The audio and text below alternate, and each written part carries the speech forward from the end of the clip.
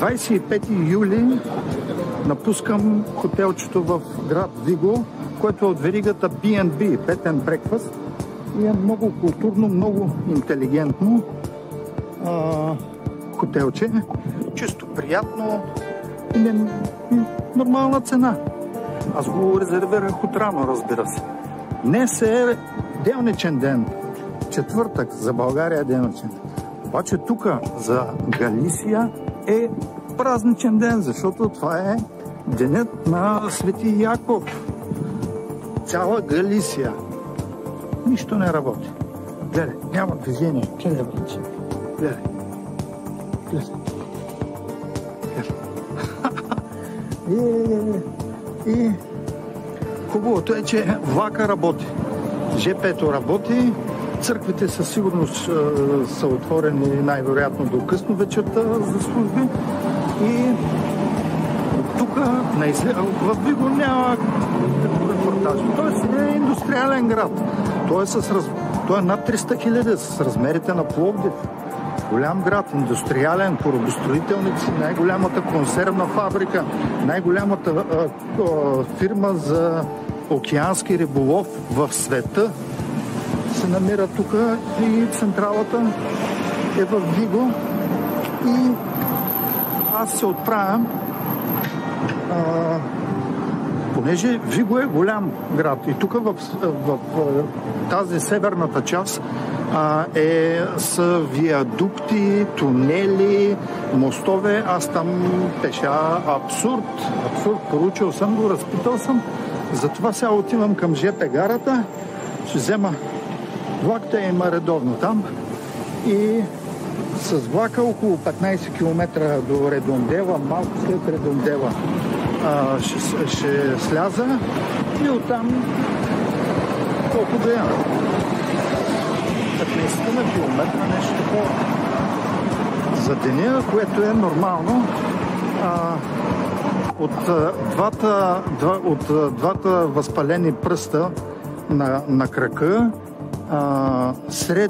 средните пръстчета са много възпалени. Единия успях да го спася, няма да падне ноката, другия все още се боря с всякакви медикаменти, превръзки. Може и да успее да не падне, но пък вчера беше сравнително леко и походката се оправи, днеска ще карам. И така. Всякакви антидезинфектанти, антибиотична паста, йода септ, промивки с спрейове разни. И последното, което мога да направя за крака, късния следобед, до вечера, като пристигна в Понтеведра, последното, което мога да направя, в мене има едно лекарство, което мисля, че е антибиотик. Казва се далацин. При едно от последните сафарита в Африка се бях порязал ръката там от някакви каманаци, някакви корали, и докато се върна в България за около 20-30 часа се беше надула, възпалила като бейсболна бухалка, и тогава ми бяха предписали този далацин за някакви вътрешни инфекции. Това ще е последното, което мога да направя за пръстчето. И така. Здраве да е! Не съм бръснат, защото започнаха херпеси тук. Херпеси. От влагата, от това.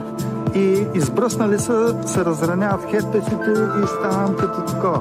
Единственият начин е да спра да се бръсна и малко приличам на хванат от гората.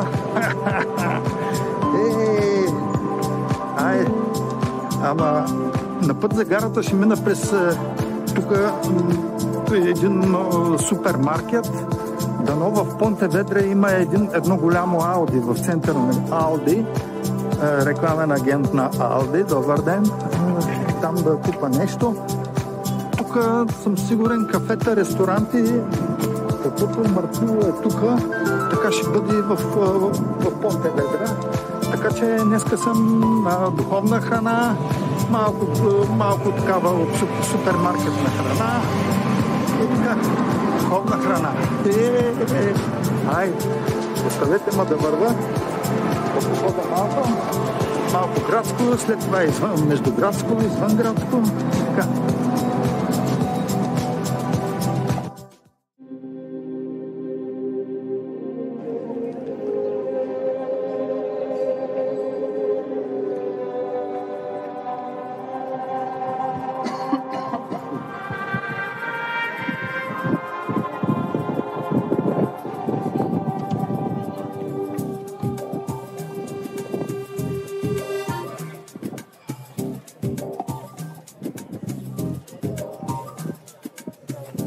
Понтеведра.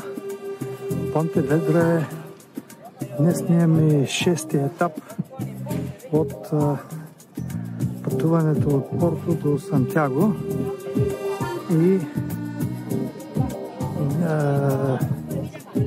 днес всичко е затворено. Всичко е затворено. Разбира се, църквите са отворени, испанското БДЖ работи, Иберия летат. Няма никъде нищо, ни заведение, храна, няма, брате. Няма. И на моя приятел Лорда, Портос от Сливен,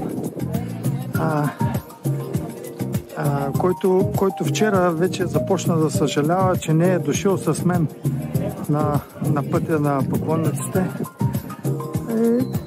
Не съжаляй, братле. Днес какво щях да те правя? Днес е тук. Няма храна, няма вода. Нали? Ти не държиш на глад, не държиш на жажда. Просто не знам какво ще да правят. 2-3 църкви, 3-4 литургии, така да анестезираш глада. След падне слънцето след 1-2 часа, оставаш сам със себе си и какво ще правя, приятел? Трябва да тренираш. Един път седмично, без нищо, без храна, малко вода и така. Иначе ще те взема на следващото поклонническо пътуване. Щавам ти. Да започни да тренираш, защото има такива дни. Разбери го. Вчера си взех хамон, хляб, сутринта закусих долу-горе, след това няма нищо. До вечера, след 1-2 часа е литургията за поклонниците в църквата на Богородица на поклонниците и така, след това лягам, спа, почивам и така. Поздрави от Понтеведра. Приятно градче, хубави хора.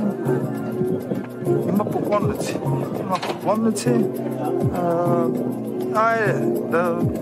Да кажем, не е всеки втори, трети куцука, ама всеки четвърти, пети нещо куцука, нещо такова. Не е лесно да се поклонник. Не е лесно. Тренирай. Лорд Портос да тренира. Взимам на следващото поклонническо пътуване. В Света гора, в Атон, посетих 12 манастира, останаха още 10. Може да мислим и за следващото голямо поклонническо пътуване в Япония, Шикоко.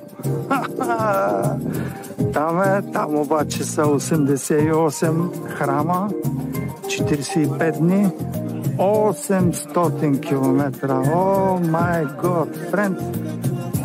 Лягай да спиш и хапни нещо за мен, не така.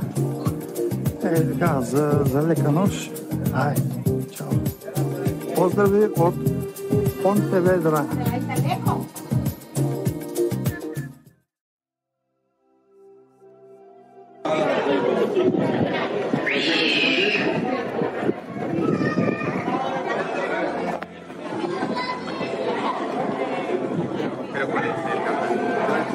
Днес е официален неработен ден за цяла Галисия.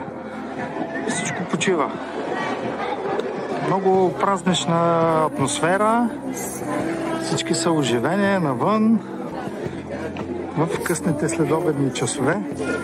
Празници, сватби, кръщенета. Много празнично е. Всички с бели ризи. И с нетърпение очаквам до вечера в 7:30 литургията за поклонниците. Това е църквата на Богородица Санта Мария Маджоре. Гледай каква атмосфера.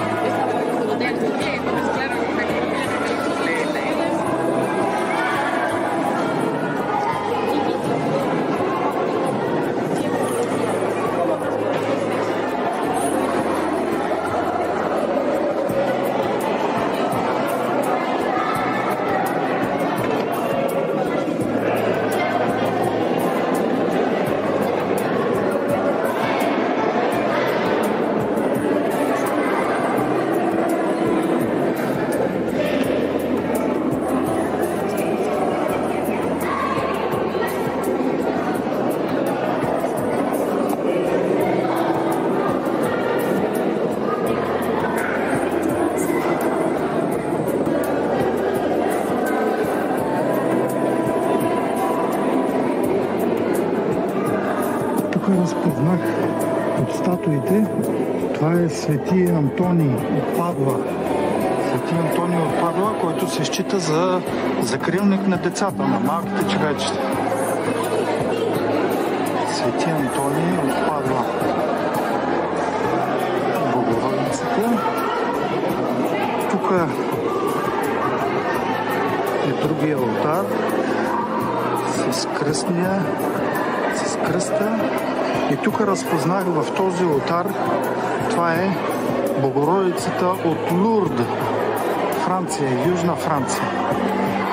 Това е Света Бенедета, която получава видение на Богородица в Лурд и от тогава е много голям, важен поклоннически център за католическата традиция. Много Богородицата.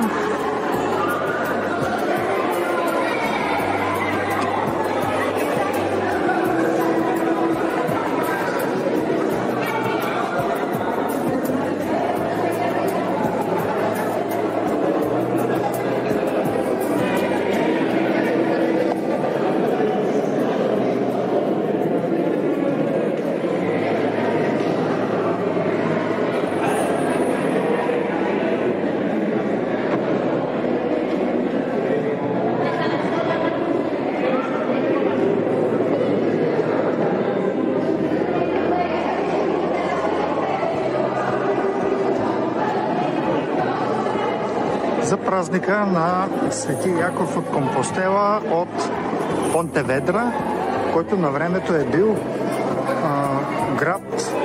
град притежание на собственост на църквата в Компостела. Той е бил като църковно владение, църковно имение. Много приятна, тържествена, радостна атмосфера навсякъде.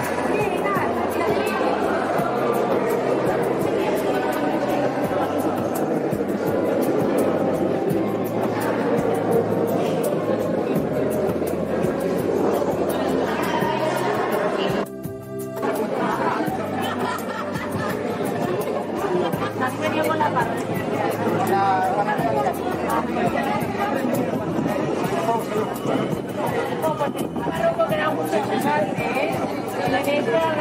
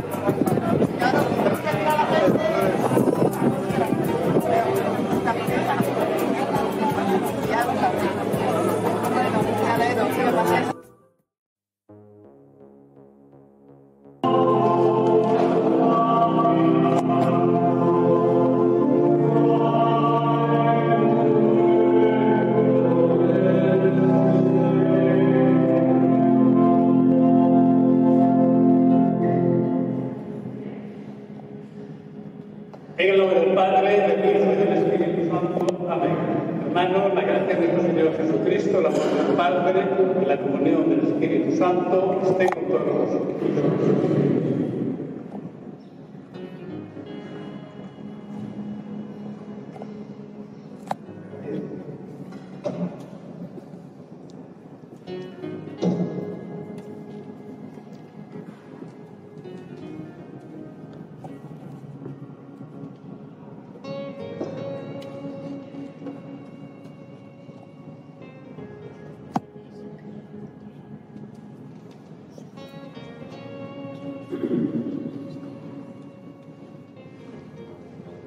Hoy celebramos la fiesta del apóstol Santiago, uno de los primeros a los que Jesús invitó a seguir. Él formó parte del grupo de los 12 elegidos por Jesús como fundamento de su comunidad. Él fue el primero de los apóstoles que dio su vida por el Evangelio. Comencemos nuestra celebración reafirmando nuestra voluntad de seguir el camino cristiano, el de los apóstoles que dieron testimonio. Bueno, ahora comenzamos una celebración religiosa, por tanto, está fuera de lugar andar grabando en este momento, como si esto fuera un plató de televisión.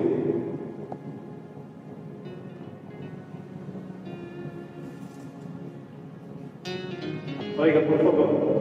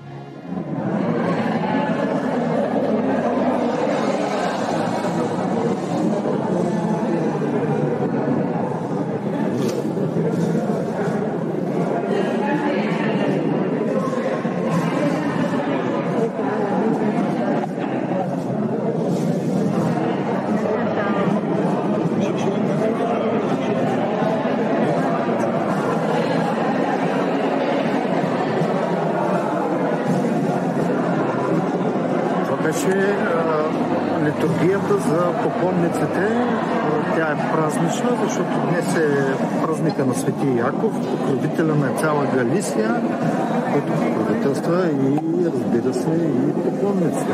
Много трогателно на края на литургията всички местни започнаха да поздравяват попонниците. Много трогателно.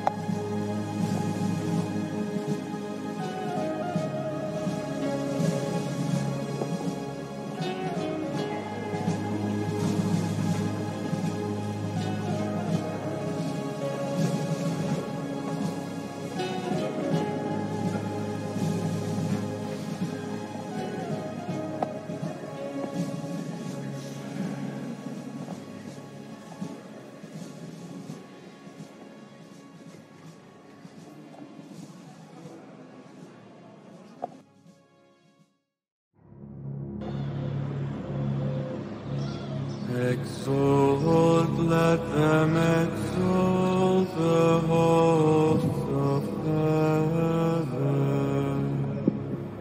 Exalt, let angel ministers of God exalt. Let the trumpet of salvation sound aloud, Almighty King's triumph.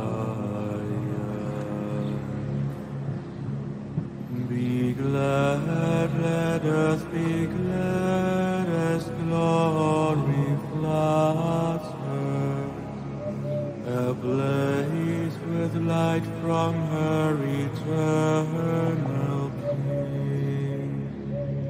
Let all corners of the earth be glad,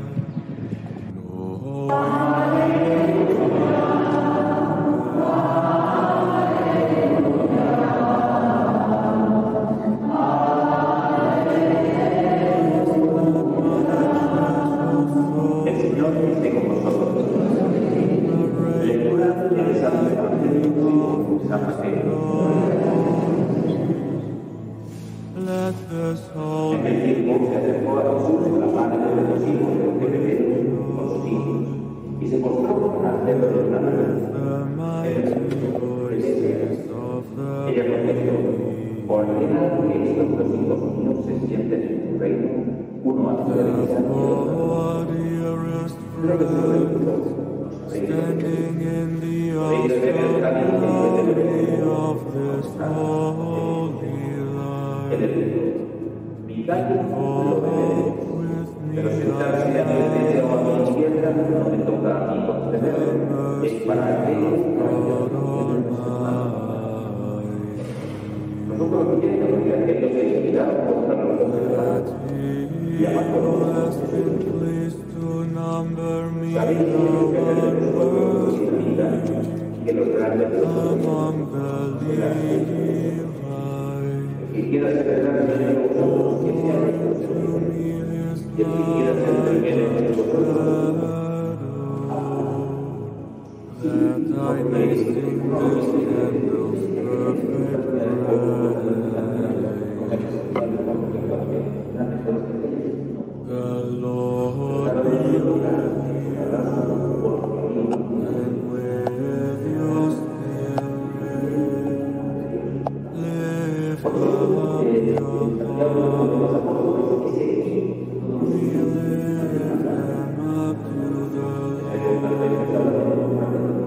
Let us give thanks to the Lord our God. It is right and just. It is truly right and just. With ardent love of mind and with devoted service of our voice, to acclaim our God invisible, the Almighty Father, Jesus Christ our Lord, His Son,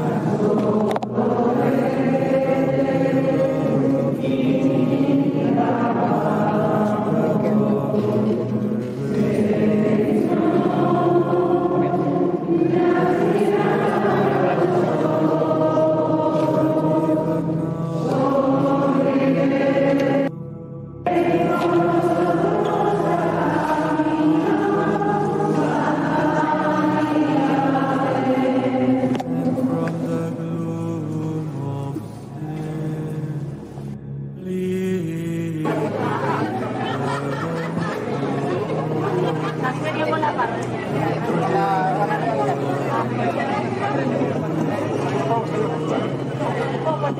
porque era mucho, ¿sabes?